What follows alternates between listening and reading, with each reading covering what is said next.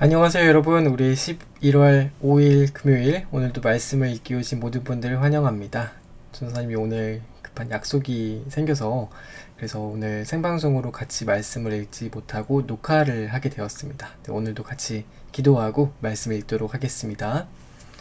사랑과 은혜가 충만하신 아버지 하나님, 오늘도 말씀을 사모하며 모인 모든 심령들 기억하여 주시고, 하나님, 우리가 또 영상을 통해서 말씀을 볼 때에 우리 가운데 참 은혜와 또 참 지혜와 하나님 참 소망이 가득한 시간 될 수 있도록 함께하여 주옵소서. 감사드리며 살아계신 예수 그리스도의 이름으로 함께 기도드립니다. 아멘. 네, 여러분 안녕하세요. 반갑습니다. 오늘 하루 잘 보내셨나요? 네, 방금 말씀드린 것처럼 전도사님이 이제 급한 좀 취소하지 못하는 약속이 생기게 돼서 이렇게 영상을 녹화를 해서 같이 좀 말씀을 읽게 되었습니다. 미리 좀 알려드리지 못해서 죄송하고, 오늘은 이제 우리가 베드로 전서의 내용을 같이 볼 차례이죠. 그래서 베드로 전서를 볼 텐데, 베드로 전서는 물론 당연히 베드로 사도께서 쓰셨겠죠. 그래서 베드로 사도가 쓰신 이 편지를 함께 보도록 하겠습니다.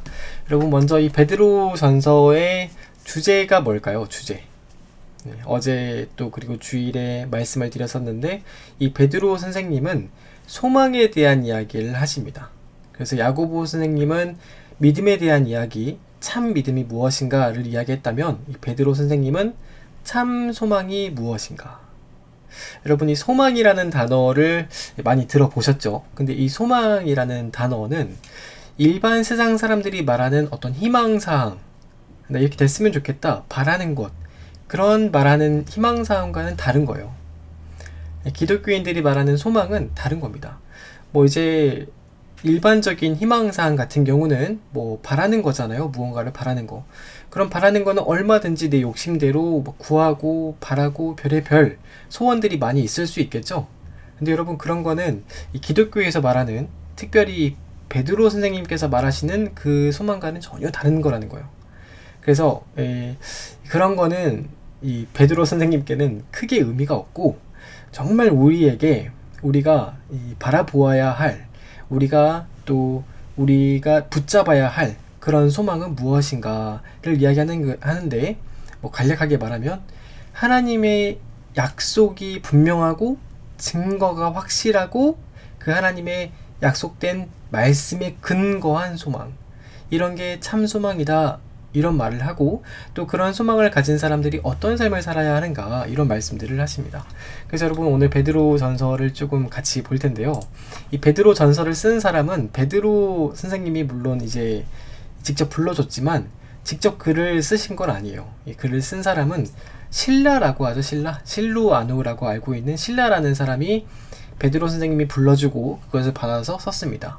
그리고 뿐만 아니라 이 실라라는 사람은 이제 바울 선생님과 함께 2차 전도여행을 갔다가, 그때 같이 떠났던 분이었죠. 근데 지금 보면은 베드로 선생님 밑에서 통역관으로 같이 일하고 있는 것을 볼 수 있어요. 여러분, 마가라는 분도 그렇죠. 마가 요한. 이 마가 요한도 이 바울 선생님과 함께 떠났던 1차 전도여행 때 호되게 혼을 나고, 그리고 바나바와 함께 2차 전도여행을 떠났잖아요. 그리고 지금 보니까 이 베드로 선생님과 함께 있었다. 그래서 이 두 분이, 그 바울 선생님과 베드로 선생님이 그 초대교회의 선교의 양대 산맥 같은 분인데, 이 두 분은, 실라와 마가는 그 두 분 곁에서 다 사역을 경험한 그런 분들이죠. 네, 그래서 여러분, 이 바울 선생님에 비해서 베드로 사도께서는요, 어떻게 보면은 실력적인 면에서 좀 많이 부족했어요. 무슨 말이냐, 이 바울 선생님은 그 당시에도 워낙에 누구나 인정하는 대학자였거든요. 율법에 정통했고 또 10년 동안 자기 정리를 하셨으니까 얼마나 대학자였겠어요. 근데 여러분, 상대적으로 베드로는 어디 출신이에요? 어부 출신이죠. 그래서 여러분, 기초 학문이 많이 부족했어요. 그래서 그런지 모르겠는데 그 바울 선생님의 영향도 물론 있었겠죠. 이 베드로나 또는 요한, 이런 사도 같은 그런 분들이요, 정말 굉장히 노력을 많이 합니다. 쉽게 표현하면 공부를 진짜 열심히 많이 하세요. 그래서 여러분이 베드로 전서의 그 내용을 보면은, 아니, 베드로가 이런 말을 했단 말이야? 베드로 선생님께서 이 정도였어? 라고 할 정도의 굉장한 그런 내용을 담고 있고, 또 그런 것을 볼 수 있어요. 뭐 요한 사도께서도 마찬가지죠. 그 요한복음, 요한 1, 2, 3서 계시록 쓴 걸 보세요. 얼마나 노력을 하셨을지 짐작이 가죠. 어부 출신들인데. 그러니까 여러분, 이분들이 처음 출발은 바울 선생님에 비해서 조금 실력이 부족하고 떨어진다고 하더라도 정말 피나는 노력을 하신 거예요.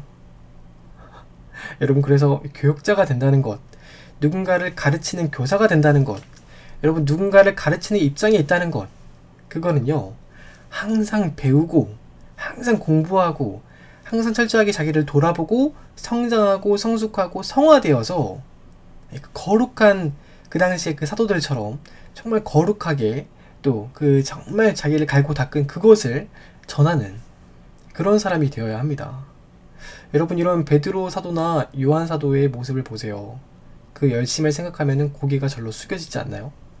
여러분, 근데 어떤 분들은 뭐 이제 선생님 동기들 중에서 그런 분들이 가끔 있는데, 삼각산에 올라가서 막 소나무 뿌리 잡고 기도하고 막 불의 사자가 되겠다고 공부는 안 하면서, 그러면 안 된다는 거예요. 물론 중요한데, 기도도 중요한데, 뭐 아무것도 없는데 전혀 노력을 안 하면서 그러면 안 되겠죠. 여러분, 그래서 우리가 부지런히 배워야 됩니다. 우리 초등부 친구들도 마찬가지예요. 여러분, 그래서 이 베드로 사도께서 이 편지를 쓰실 때, 베드로 전서를 쓰실 때는 기독교의 박해가 점점 다가오고 있는 시기였어요. 그래서 베드로 사도께서도 그 박해가 머지 않았구나를 이제 느끼시고, 그리고 이제 그 혹독한 박해 속에서 그리스도인들이 이제 의지할 게 뭔가, 이런 고민들을 하셨겠죠. 실제로 AD 64년부터 311년 동안 네로 황제에서 시작한 그 박해가 무려 250년 동안 이어지는데 10차례나 대박해가 이어져요. 여러분, 이런 시대에 가장 중요한 게 뭘까요? 이 박해가 이어질 때 가장 중요한 거, 소망이에요. 소망. 소망이 든든해야지만 박해를 이길 수가 있어요. 여러분, 소망이 든든하지 않거나 흔들리거나 소망이 불분명하거나 그러면은요, 박해 절대 못 이겨냅니다. 바울 선생님이 했던 말 중에서 현재의 고난은 장차 우리에게 나타날 영광과 좋게 비교할 수 없도다. 여러분, 그 정도 소망이 있으니까 바울 선생님도 고난을 참으신 거예요. 우리 이후에 있을, 우리가 이후에 받을 그 영광과 또 그 소망이 엄청나게 휘황찬란하다는 그 믿음이 있기 때문에 지금 현재의 어려움을 참고 이길 수 있다. 그래서 여러분, 소망이라는 거는요, 그 미래에 대한 믿음입니다. 지금은 비록 힘들지라도 미래에 대한 믿음을 가지고 현재를 살아가는 것, 그게 소망이에요. 그래서 여러분, 참 소망은 참 믿음과 따로 떨어질 수가 없어요. 믿음이 있어야 소망이 있고, 이 소망이 든든한 것은 믿음이 든든한 것과 같은 거예요. 그래서 여러분, 이 참 소망은 반드시 참 믿음과 함께 가는데, 그 참 소망과 참 믿음이 있는 사람은 또 마찬가지로 참 사랑이 없는 사람이 없어요. 이 참 소망과 참 믿음을 가진 사람은 반드시, 잘못 썼는데 참 사랑을 실천하는 사람일 수밖에 없다. 그래서 우리 성경에도 보면은 믿음과 소망과 사랑이 영원히 있다. 그죠? 함께 가는 거예요. 함께 가는 것.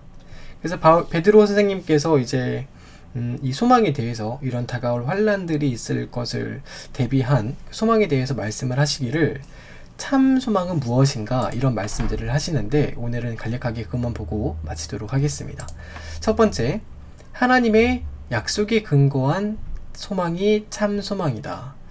여러분, 이건 그러니까 이제 일반 사람들이 말하는 희망사항과는 다른 거죠. 완전 다른 거예요. 하나님께서 그 성경에 기록하신 약속에 근거되는 소망, 반드시 이루어진다는 보장이 있는 소망, 여러분, 이게 이루어질까 말까 이런 게 아니고요. 하나님께서 약속하신 거는 반드시 이루어진다. 그리고 그 반드시 이루어질 것이라고 믿는, 그렇게 바라보고 붙잡는, 그게 참 소망이라는 겁니다. 여러분, 이런 소망의 세계에 참여하는 자가 된다면, 미래에 대한 그 믿음이 있다면 지금 현재의 고난과 어려움들은 참을 수 있겠죠. 그래서 참 소망은 반드시 그 약속에 근거한 반드시 이루어지는 소망입니다. 두 번째, 썩지 않고 낡아지지 않는 소망.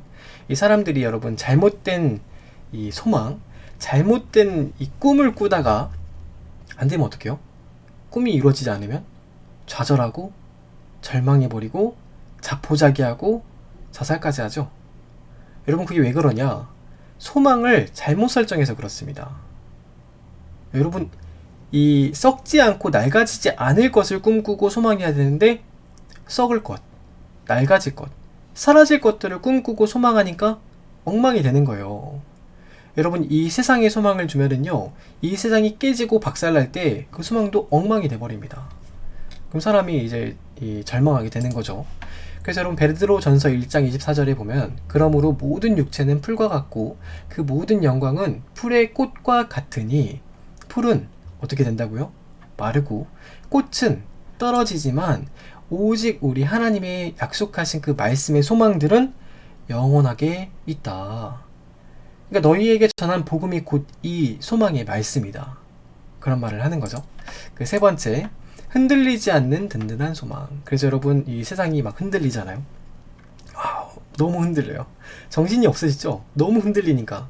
어제 다르고 오늘 다르고 모레 다르고 막 누구는 뭘 해서 성공했다 그러고 누구는 뭘 해서 막 실패했다 그러고 막 사방에서 흔들리고 막 난리가 나는데, 이 흔들리는 세상의 풍조와 그 몰아치는 세상의 거센 바다의 폭풍 같은 그 속에서도, 흔들림 속에서도 우리가 흔들리지 않는 거는 흔들리지 않는 소망을 붙잡을 때 가능한 겁니다. 그래서 여러분 그 마치 배가 닻을 내리면은 닻 때문에 흔들리지 않잖아요. 그 마치 그 하나님의 약속의 소망 말씀, 그것들이 우리가 딱 붙잡을 때 막 파도치고 난리 난다 하더라도 우리는 흔들리지 않는 겁니다. 여러분 그런 소망이야말로 바로 정말 진짜 참 소망이다 라고 이 베드로가 말을 합니다. 여러분 우리 기독교가 언제 소망이 사라지느냐? 언제 사라지느냐? 잡지 말아야 할 것을 잡을 때 사라집니다. 붙잡지 말아야 될 것을 붙잡고 보지 말아야 될 것을 볼 때 소망이 사라지게 되는 거예요. 여러분 소망이 아닌 것들, 이 흔들리는 세상의 풍조들, 흔들리는 세상이 그 좋다고 하는 것들, 그런 것들에 소망을 두면은요, 이 소망이 흐리멍텅해지고 결국에는 뭐 미래에 대한 그 믿음들이 조금 흐지부지 되고, 여러분 그런 소망이 결국에 뭐가 남겠어요? 예수님을 이용해서 이 땅에서 잘 먹고 잘 살겠다, 그런 욕심 말고 남은 게 뭐가 있겠어요? 여러분 그래서 이 땅에서 그런 욕심을, 그런 소망을, 썩어지의 소망을 품다가, 흔들리의 소망을 품다가 나중에 안 되면 어떡해요? 이 땅에서 잘 먹고 잘 살겠다 그렇게 했는데, 예수님 믿고 예수님 이름으로 잘 먹고 잘 살겠다 그걸 소망을 두고 했는데 안 되면 어떡하실 거예요? 그죠? 여러분 그러니까 소망이라는 것은, 이 정말 참 소망이라는 것은 하나님의 약속을 분명히 확인하고 거기에 근거한 어떤 환경에서도 흔들리지 않고 요동하지 않는 그런 소망이 우리가 바라보아야 할 참 소망이다. 베드로 스님께서 말씀하시는 거예요. 전서의 말이 아니에요. 영원한 가치가 있는 소망이 네 번째. 그래서 죽어서 끝나는 것이 아니라 죽음 너머에까지 이어지는 소망. 여러분 세상에서 말하는 희망사항들은 죽으면 끝납니다. 여러분 이 땅에서 돈 많이 벌고 뭐 출세하고 그런 거는요, 죽으면 끝나요. 근데 베드로 사도께서 소개하는 그런 소망은 죽어서 끝나는 것이 아니라 죽음 너머까지 이어지는 소망. 그래서 방금 말씀드렸죠. 이 베드로 전서를 쓸 당시에 네로 왕제의 박해가 시작이 됐는데, 그렇게 되면 누가 제일 먼저 죽겠어요? 사도들, 그리고 교회의 지도자들. 첫 번째 1순위겠죠. 체포대상. 체포되는 것뿐만 아니라 처형되기까지 합니다. 바울사도 처형되는 거 보세요. 바울사도. 그래서 여러분 근데 만약에 우리가 가지고 있는 그 소망들이, 그 당시 종교 지도자들, 교회 지도자들이 갖고 있던 그 소망들이 죽으면은 끝나버리는 그런 소망이었다면 여러분 그 죽을 필요가 있어요? 그죠? 죽어서 끝나버리는 소망이라면 무슨 의미가 있냐 이거예요. 베드로 사도가 우리에게 소개하는 소망은 죽음 너머에까지도 이어지는 소망, 오히려 죽음 너머에 더 아름다운 세상이 기대가 되는 소망, 그래서 영원한 가치, 죽음 너머에는 더 큰 가치가 있는 소망, 그런 소망이 진짜 참 소망이다, 그런 말을 합니다. 여러분 그렇죠. 우리가 바라봐야 될 거는 정말 이 영원한 소망 뿐만 아니라 이 땅에서의 어떤 그런 자질구레한 이 낮은 수준의 그런 복이 아니라 정말 무궁무진한 영원한 복, 그런 복된 세계를 소망한다면, 그렇다면은 우리가 그 가치가 있는 거죠. 여러분 다섯 번째는 환난과 핍박을 이기고 견디게 하는 소망.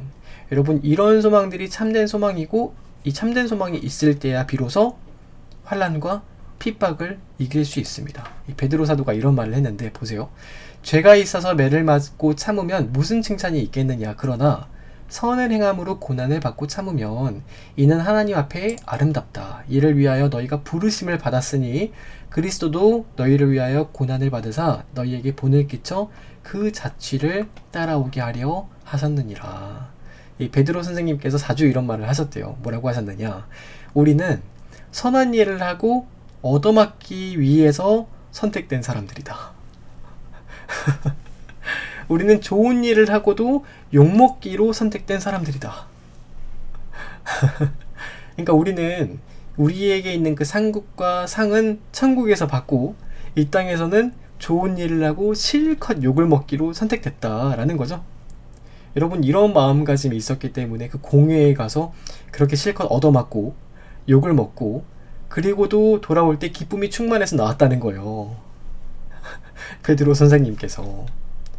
여러분, 이게 정말 초대교회 어른들께서 가지고 계셨던 마음가짐입니다. 이게 초대교회의 신앙이었어요. 근데 우리가 지금은 그 초대교회에 걸어갔던 그 걸음들, 흔적들을 다 놓치고 있죠. 이런 정신들이 부족하잖아요. 그래서 여러분, 베드로는 항상 우리는 좋은 일을 하고 욕을 먹기 위해서 선택이 되었다. 그런 자세가 결국에는 영원한 소망이 있게 하는 거예요. 여러분, 그런 삶이 이제 우리가 살아가는 이 현생, 이 삶, 이것뿐만 아니라 여기서 잠깐 불이익을 당하고 어려움이 있는 것, 그런 것들이 굴하지 않고 우리가 여기서 그 인생이 끝나버리는 게 아니기 때문에 그런 거에 굴하지 않고 넉넉히 이기게 할 수 있다라는 겁니다. 그렇죠, 실제로. 그리고 마지막 6번째, 하나 더 있네요. 7번째까지 있는데 6번째, 우리의 소망은 세상과 구별되는 소망이다. 여러분, 그 세상에서 말하는 뭐 좋은 것들, 그리고 세상에 말하는 좋은 욕심, 좋은 욕심이 아니죠. 세상의 욕심들, 그런 것들을 따라서 살지 않게 할 수 있는 거는 참된 소망, 세상과 구별되게 하는 소망이 있기 때문입니다. 전도사님 친구들도 많이 있어요. 교회 안 다니는 친구들도 많이 있는데 보면은요, 죄 많이 짓고, 그리고 세상에 그 좋다고 하는 육체적인 쾌락들 다 즐기고, 그리고 여러분, 자기 혼자 자기만 생각하고 즐기면서 세상 살아갑니다. 하면 안 될 것들, 우리 성경에서 하지 말라는 것들 다 즐기고 살아가요. 전도사님 그렇게 하지 못하는 이유가 뭘까요? 그렇게 하지 않는 이유가 뭘까요? 우리가 바라보는 그 영원한 소망이 우리 이 땅에서 잠깐 누리는 그 이제 불이익들, 잠깐의 어려움들, 그것보다 훨씬 크기 때문이에요. 우리에게 남아있는 그 복된 세계, 우리에게 주어질 우리가 믿는 참 소망이 되는 그 복락의 세계는 우리가 잠깐 누리는 이런 불이익들보다 비교할 수 없을 정도로 더 크기 때문에 우리가 그런 것들을 따라가지 않는 겁니다. 그러니까 여러분, 우리가 세상과 구별될 수 있는 거죠. 이런 소망들.